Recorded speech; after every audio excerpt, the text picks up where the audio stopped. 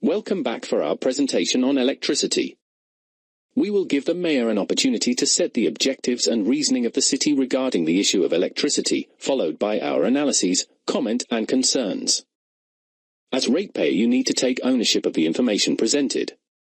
First, we will give the Mayor the opportunity to present his electricity segment, whereafter we will present you the analysis and facts to base a decision on. Over to you, Mr. Mayor. Brief rundown of the changes. Let's start with electricity. Eskom's increase to municipalities across South Africa is 11.32%. But the good news is, city customers here in Cape Town will see an increase of just 2% on average. 11.32 nationally, 2% in Cape Town. City customers will therefore save a really meaningful 9.32% in electricity prices on average this year. That's big. We've made this possible by our comprehensive review of the electricity tariff structure. For the past 3 decades in Cape Town, around 10% of the cost of each electricity unit that you bought cross-subsidized, in other words, helped to fund other city services like area cleaning. This system worked well when electricity was much cheaper, but it will now be discontinued, given that Eskom electricity now costs over 400% more than it did back in 2004. So as you can see in the graphic, the cost of electricity will now only fund the cost of running Cape Town's grid and streetlights, our load shedding protection, and the cost of buying power from Eskom. Cape Town has also made efforts unmatched by any other city in South Africa in helping to protect our lifeline customers. Our lifeline customers refer to our lowest tariff, which is highly subsidized. In 2023, the city raised the number of units that lifeline customers can buy at a cheaper subsidized rate, from 350 units all the way up to 600 units per month. That's been running for the last 2 years already.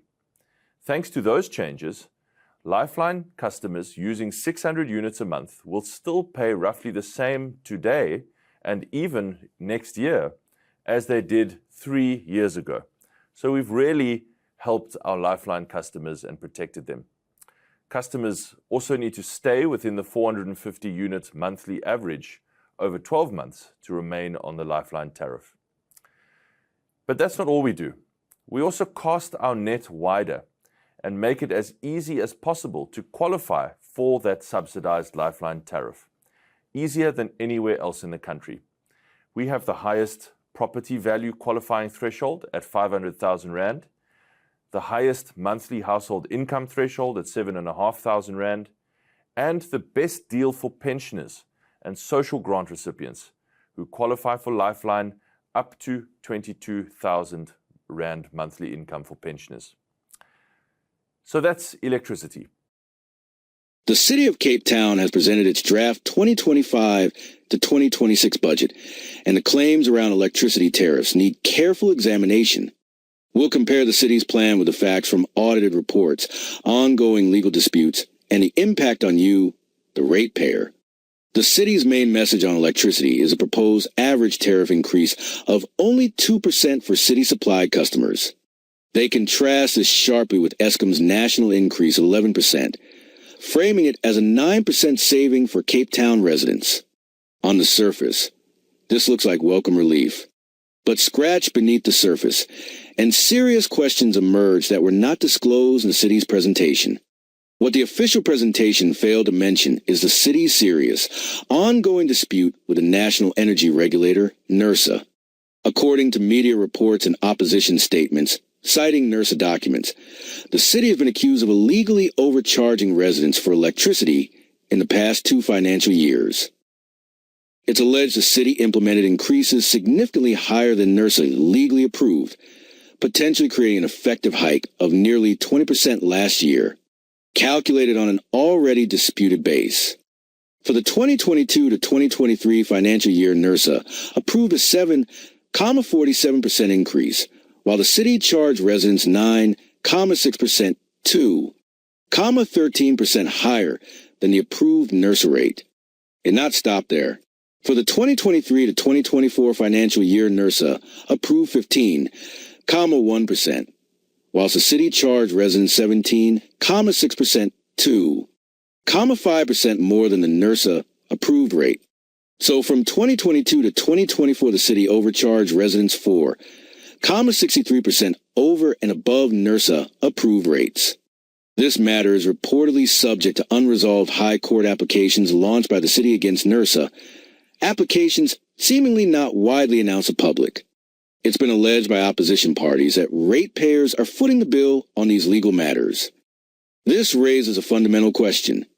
How can we trust a proposed 2% increase for 2025-2026 if it's calculated on a base tariff that might already be illegally inflated?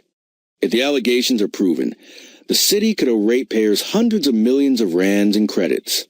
This lack of transparency is unacceptable and prevents informed public comment. Let's look at the audited facts from the year ending June 2024. The city spent a massive 13 billion rand buying bulk electricity, mainly from Eskom. But the Auditor General highlighted a critical inefficiency. 915 million rand, or 11% of that purchased electricity, was lost due to theft, vandalism, and technical issues. That's nearly 1 billion rand paid for, but never billed. Before asking for any increase, even 2%, we must demand the city demonstrate concrete plans and savings targets to drastically reduce these enormous losses. Why should efficient, paying customers bear the cost of this inefficiency? The Auditor General also noted the city missed key performance targets, like processing new electricity connections efficiently, despite spending most of the budget. This points to operational challenges needing attention. So how is the city achieving the low 2% average increase despite Eskom hikes and losses? Partly through tariff restructuring. They are removing the old cross subsidy from the per unit price. Simultaneously, they are introducing or significantly increasing the fixed monthly service and wires charge for domestic and home users. Lifeline remains 0 rand. This means even if you use less electricity, your bill might not decrease as much or could even increase due to the higher fixed charge. It reduces the incentive to save power. And this restructuring is happening while the legality of the base tariff remains under dispute with NERSA. This restructuring creates a major fairness issue. The city claims a reduction in electricity unit costs from removing the cross-subsidy offsets the impact of the new separate city-wide cleaning charge. But this offset only applies if the city supplies your electricity. If you are an Eskom-supplied customer, you likely won't see this electricity cost reduction. You will face the new cleaning charge based on property value as an additional burden. This appears fundamentally inequitable. The city emphasizes protecting Lifeline customers with 0 fixed charges and subsidized rates. This is vital. However, the overall shift to higher fixed charges based on property value for other tariffs, combined with the potential illegality of the base rate and the rejection of relief applications for some pensioners, raises questions about whether the entire system, including the missing middle, is genuinely protected from affordability shocks. In conclusion, regarding electricity, we cannot simply accept the city's narrative. The unresolved NERSA dispute over alleged illegal past tariffs undermines the entire budget proposal. The massive ongoing electricity losses need urgent action, not just tariff hikes. And the restructuring shifts costs unfairly, particularly onto Eskom-supplied areas and potentially low users through fixed charges. We urge all ratepayers to comment on the draft budget before May 2, 2025. Specifically on electricity, demand, 1. Full transparency on the NERSA dispute, court cases, and potential credits owed. Is it true that ratepayers' money is funding this court action? 2. How much are residents being owed by city for this overcharging? Cumulatively think how much more you had to pay in comparison to the other provinces. 3. Assurance that the proposed tariff is calculated on a legally approved base rate. 4. A clear plan and targets to reduce the 915 million rand electricity losses.